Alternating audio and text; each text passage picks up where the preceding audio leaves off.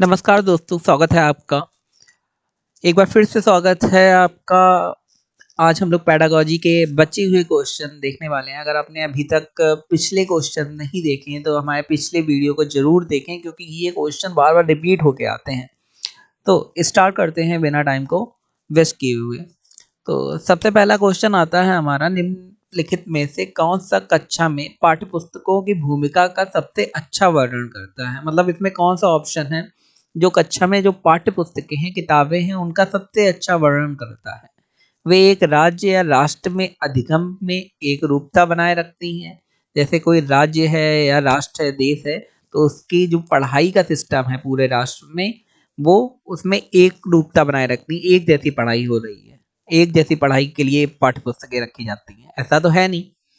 Second क्या है, वे अध्ययन के पाठ्यक्रम के बारे में शिक्षकों और माता-पिता को मार्गदर्शन प्रदान करती हैं। अब किताब बच्चों के लिए होती है, ना कि शिक्षकों और माता-पिता के लिए, तो ये भी रॉन्ग हो गया। वे संसाधन रहित संदर्भ में सबसे आवश्यक अधिगम संसाधन बनाते हैं। लेकिन इसमें क्या दिया है, ये कुछ सही लग रहा होगा आपको, लेकिन लिखा है संसाधन रहित संदर्भ में। भाई, किताब पाठ्य पुस्तक के क्या संसाधन नहीं होती होती है ना, तो फिर संसाधन रहित यहाँ पे दिया है, तो इसे पहले ही रॉन्ग कर दीजिए। आगे, वे कक्षा में उपलब्ध संसाधन और संदर्भ सामग्री में से एक है। ये सही है कि वो कक्षा में संसाधन और संदर्भ सामग्री में से एक है। तो ये बेसिक लॉजिक के क्वेश्चन है, इसमें दो तो लगभग हर क्वेश्चन में आपको लगेंगे, ये दो सही नहीं है। दो में आपको कंफ्यूजन होगा और वही बच्चे रॉन्ग कराते हैं। अगर आप इसमें क्लियर हैं, तो फिर आप सारे के सारे क्वेश्चन सही कर सकते हैं इसमें।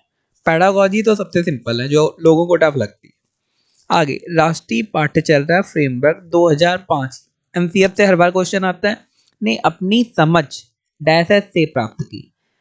एमसीएफ 2005 ने अपनी समझ, समझ का मतलब क्या है, उसमें क्या नई चीज जुड़ी है, क्या क्रिएटिविटी है, आखिर उसमें क्या नया हुआ है जो 2005 के पहले नहीं था। तो उसमें व्यवहारवाद नया आया या रचनावाद, संज्ञात्मक सिद्धांत या फिर मानवतावाद। मानवतावाद तो वैसे भी नहीं होगा पढ़ाई के क्षेत्र में। संज्ञानात्मक सिद्धांत, तो यहाँ पे क्योंकि संज्ञानात्मकता तो अच्छी चीज है, लेकिन सिद्धांत सिद्धांत नहीं हो सकता। व्यवहारवाद पढ़ाई से उतना रिलेटेड नहीं, ये सामाजिक से रिलेटेड है। तो रचनावाद, अगर रचनावाद माने होता है क्रिएटिविटी, कुछ नया बच्चा करता है, बच्चा करके सीखे, तो इसे 2005 में ज्यादा बल दिया गया है, तो रचनावाद में हम लोग टिक लगाएंगे।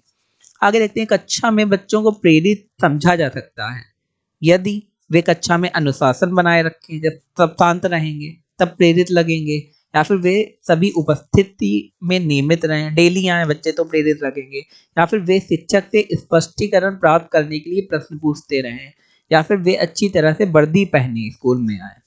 तो इसमें से कौन सा आपको सही लग रहा है? जाहिर सी बात, ये पहला, दूसरा और चौथा तो नहीं सही लग रहे होंगे, थर्ड वाला सही लग रहा होगा, तो यही सही है। आगे देखते हैं, निम्नलिखित में से कौन सा बच्चों में अधिगम में सुधार करने के लिए सबसे अधिक उपयुक्त होता है? अधिगम माने क्या होता है? अगर काफी बच्चों को यही नहीं पता चलता, पूरी सीटें पढ़ जाते हैं कि अधिगम माने क्या होता है। अधिगम माने होता है पढ़ाई। ओके, तो उसमें पढ़ाई में सुधार के लिए क्या कर सकते हैं आप?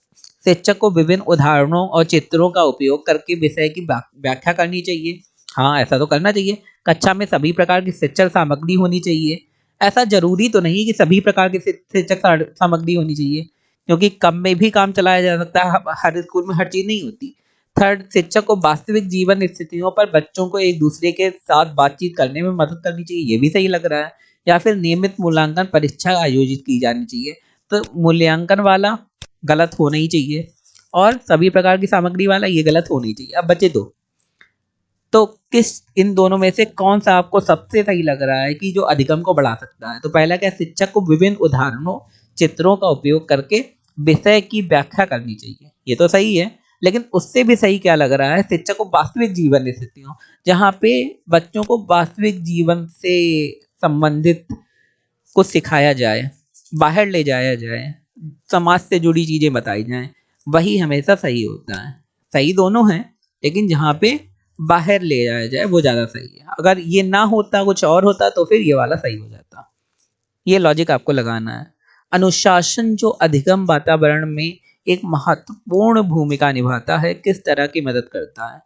अब अगर क्लास में अनुशासन नहीं होगा तो फिर बच्चे पढ़ नहीं पाएंगे। आप पता चला पढ़ा रहे हैं और बच्चे पीछे आपके ऊपर कागज मोड़ मोड़ के फेंक रहे हैं, तो ऐसा नहीं होना चाहिए ना। तो चुप्पी साधे रहने के लिए कि बच्चे बिल्कुल शांत रहें, जब बोलेंगे नहीं तो पूछेंगे कैसे, इतना खौफ बना रखा होगा आपने। शिक्षकों को निर्देश देने में, मतलब सब शांत रहें, बस शिक्षक बोलेगा, निर्देश देगा, ऐसा नहीं हो सकता। बच्चों को उनके पाठ रट कर याद करने, मार मार के याद करवाएंगे, रटवाएंगे, ऐसा नहीं। बच्चों को अपनी शिक्षा को विनियमित और मॉनिटर करने के लिए, अब सिंपल सी बात है, बच्चे अपनी शिक्षा को क्या करेंगे, रेगुलेट करेंगे, मीन्स विनियमित करेंगे, हिसाब से कंटिन्यूटी से पढ़ेंगे और मॉनिटर करेंगे। इसी के लिए जो सबसे सही, इसमें तो समझ में आ रहा है, बेसिक आईक्यू वाला इंसान भी कर लेगा। आगे क्वेश्चन, आनुवंशिकता और पर्यावरण की भूमिका के बारे में निम्नलिखित में से कौन सा कथन सत्य है। अब आनुवंशिकता और पर्यावरण, ये दोनों चीजें हमेशा एक साथ ही आती हर जगह, तो इसमें कौन सा कथन सही लग रहा है। सीखने और प्रदर्शन करने की एक बच्चे की क्षमता जीनों द्वारा पूरी तरह से निर्धारित होती है। पूरी तरीके से क्या जीन के ऊपर निर्धारित होती है, ऐसा तो नहीं, सामाजिक भी तो होता है उसमें, तो ये तो गलत हो गया। अच्छी देखभाल और पौष्टिक आहार बच्चे के किसी भी जन्मजात विकार को दूर कर सकते हैं।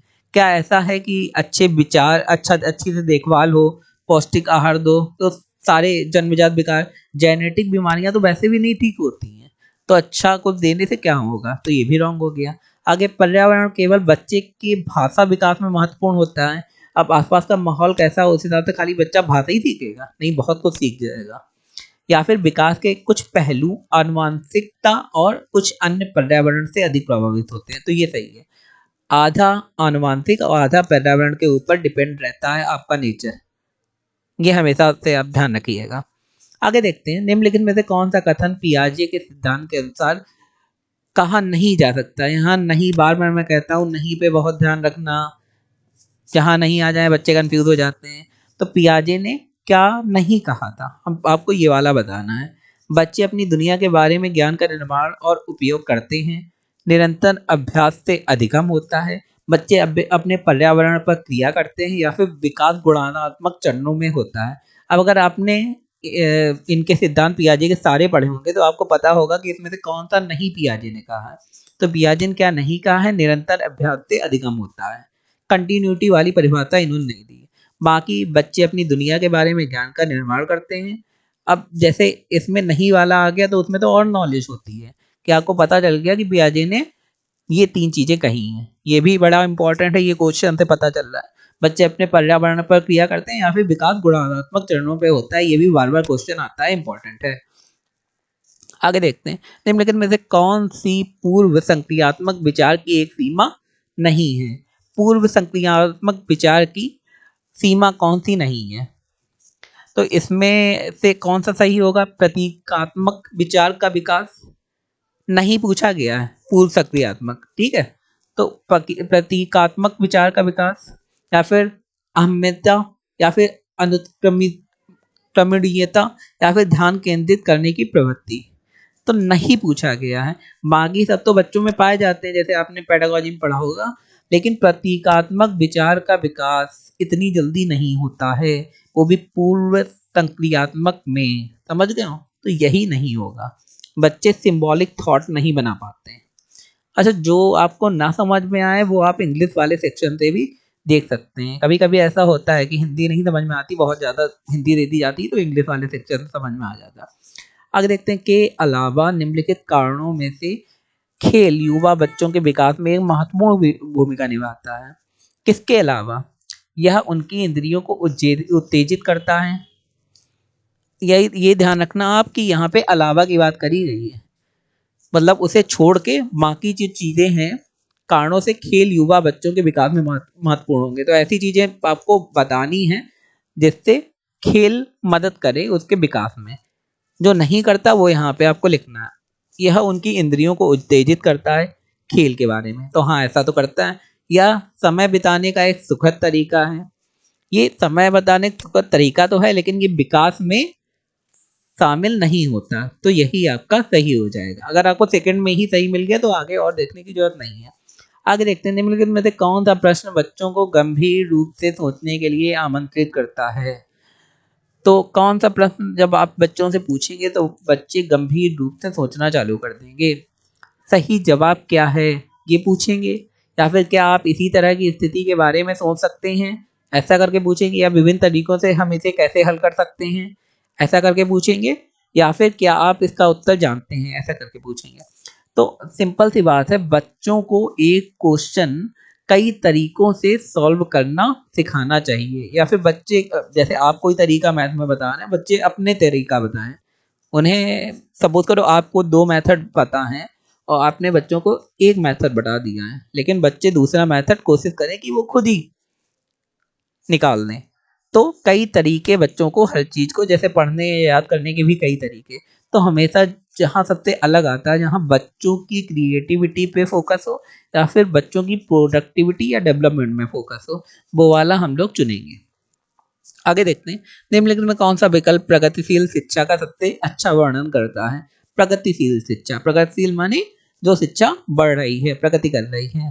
थीमेटिक इकाइयां, नियमित इकाइयां, परीक्षण, रैंकिंग या फिर व्यक्तिगत अधिगम, क्षमता समूह बनाना, छात्रों को लेबलिंग करना, ये तो बिल्कुल ही नहीं कर सकते हम लोग। ठीक है, लेबलिंग तो नहीं कर सकते। रैंकिंग बच्चों की वो भी नहीं कर सकते हम लोग। तो एक एक पॉइंट भी देखेंगे तो आपको समझ में आ जाएगा कि कौन सा सही होना चाहिए। परियोजना विधि, क्षमता समूह बनाना, यहाँ भी क्षमता समूह या रैंकिंग आ गई, ये भी गलत हो गया। करके सीखना, परियोजना विधि और सहयोग से सीखना, तो यही एक सही होगा।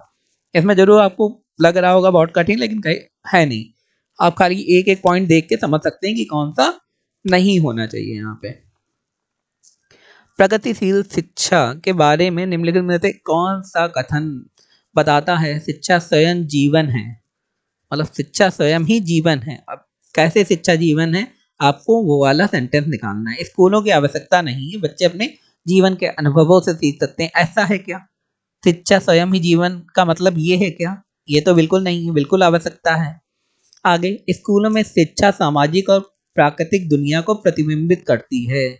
ये आपको सही लग रहा है ना? जो स्कूलों में शिक्षा होती है वो सामाजिक कैसे प्रतिबिंबित करती है, क्योंकि बाकी जो बच्चे होते हैं उनसे ही वही सबसे पहले बच्चे के लिए समाज होते हैं, और जब बच्चा बाहर जाता है तो प्राकृतिक चीजें भी देखता है। तो स्कूलों में शिक्षा इन दोनों को प्रेरित करती है। आगे फिर भी देख लेते हैं, जीवन सच्चा शिक्षक है, ये तो ऐसा नहीं होगा। और स्कूल शिक्षा को यथासंभव लंबे समय तक जारी रखना चाहिए, ये तो बच्चों के खिलाफ तो कुछ भी नहीं करना है। तो यहाँ पे यही सही होगा। आगे कोहल वर्ग आगे जो हमेशा आते हैं, कोहल वर्ग के सिद्धांत के योगदान के रूप में निम्नलिखित में से किसे माना जा सकता है।